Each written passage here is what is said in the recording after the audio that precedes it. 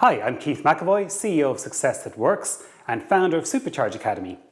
What we're going to talk about today is one of the critical things about gelling your team together, and it's all around your catch-up meetings. So these are the meetings that you have with your individual team members. So some people call them catch-ups, one-on-ones, touch bases, whatever terminology you use. It's those meetings that you have maybe once a week or once every 2 weeks that basically you and your team members sit together and you discuss how things are going. Now here's the critical thing. Most people don't do the catch-up meetings the way they need to be, because the whole important thing about a catch-up meeting is actually not about catching up. The critical element is about building the trust. And that's building the trust that you have in your team member and, importantly, building the trust your team member has in you. So I'm going to run through 5 steps to actually go and have an awesome catch-up meeting. A catch-up meeting where you and your team member are going to walk out and go, yes, this is cool. I'm ready to go. So what's the first step? So the first step, and again, I tell all clients to do this, at the very beginning of every catch-up meeting, think alignment. Because there's 2 things going on the whole time. Your organization is changing all around you the whole time. There's new projects and there's new managers and there's new initiatives. So these are going on. And as a team member and also as yourself, you're always thinking, how does those changes affect me personally? And the second thing you're thinking is, how do those changes affect what it is that I'm doing? So you need to always make sure with your team member that any changes, that you are answering those questions right at the very beginning of a meeting. So if there's been a personnel change, it could be as simple as this: there's no effect, game on as is. If it's a new project, actually that your things will change eventually, but at the moment the instruction is continue on exactly how it is, and in 2 weeks' time we'll have a review meeting. Okay, yep, I get it.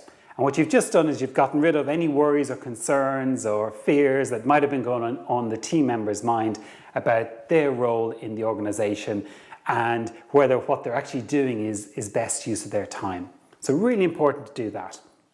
The second thing is confidence. Now this is, as a manager, this is absolutely critical. Your neck is on the line for the results of your team. Yeah? It's your responsibility to make sure that whatever it is you've got going on is going to be delivered. And if it doesn't get delivered, it's not their problem, it's your problem, okay? So confidence, you need to be confident that what your team member is doing is going to be delivered in time, on the quality, on everything else that you're relying on. You've got to be confident in that. You need to sleep at night. Simple as that, okay? So your catch-up meeting is where you get that confidence. And I'm going to show you a method of doing it that actually gets you 2 things. It gets you confident, but it also builds your team member as well. It makes them much more trusting of you and just thinks you're wonderful. So here's how you do it. For confidence, agree in advance just 2 or 3 subjects, 2 or 3 projects that your team member is working on, or maybe it's a HR issue that's come up or whatever it is, but agree them in advance. And tell them we're going to discuss them in detail. And all you do is you just ask questions. So topic 1 might be operation or a project that he's got going on. Just ask him about it. So what is it? How's it going? What are the interactions? What are the risks that are going on? How are you managing that? How are they helping you? All the basic questions. And it's doing 2 things. One is it's allowing you probe deeper and deeper and deeper into it. And as you probe, you're going to be learning, because based on the responses you get, you're going to learn about stuff you didn't even know about. How cool is that? And the second thing is, by you just asking questions, you're sending a very important message to your team member. You're actually saying, I value you, I value what you're doing, and I want to know more about it. And you're basically giving your team member the opportunity to shine, the opportunity to show you what they know, to show you how much in control they are, to show you everything they've got. And that is incredibly valuable. It just builds an amazing trust between the pair of you. And yep, every now and again you're going to find something that, oh, actually that isn't covered well. And what are you going to do then? Is between the pair of you, you're going to figure out a way of doing it. But normally it's quite rare. Once someone knows that you're going to be probing and you're interested in in being confident in their abilities and making sure that they're great, they normally warm up to you very, very quickly and really get involved and make sure that they are doing their best in their job for you. So ask questions. The third one is help. Okay, and this is the normal one. I'm sure you're doing this, but you should always ask, how can I help you? But here's the twist, right? You ask, how can I help you? You don't ask, how can I do this? Okay, and this is the mistake a lot of managers do. They say, how can I help you?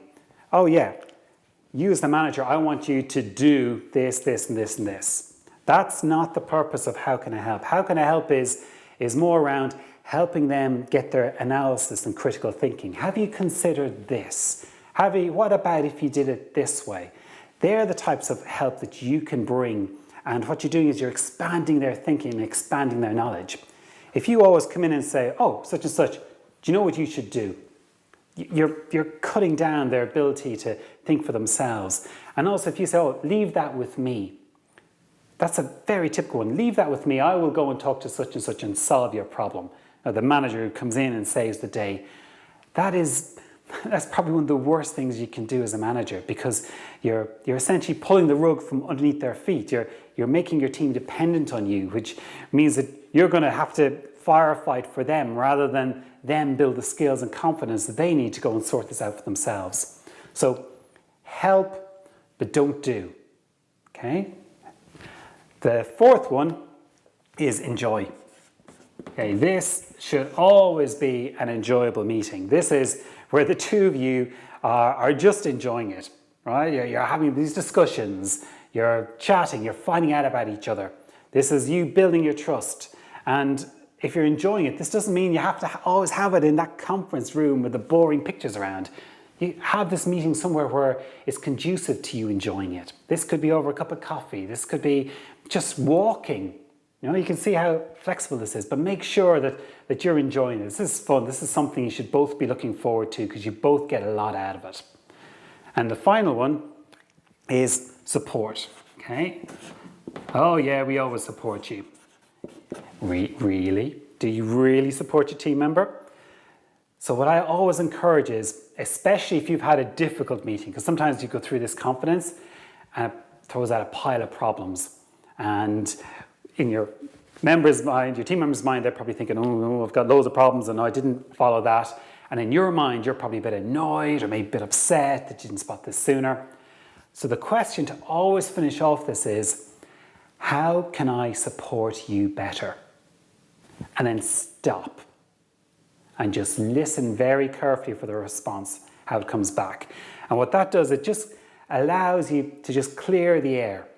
So if there's been a difficult conversation, then the support coming back might be, well, actually, let me come back and think about that. Or actually, do you know what? I've been overworked in this area. Do you think we might be able to change priorities a little bit?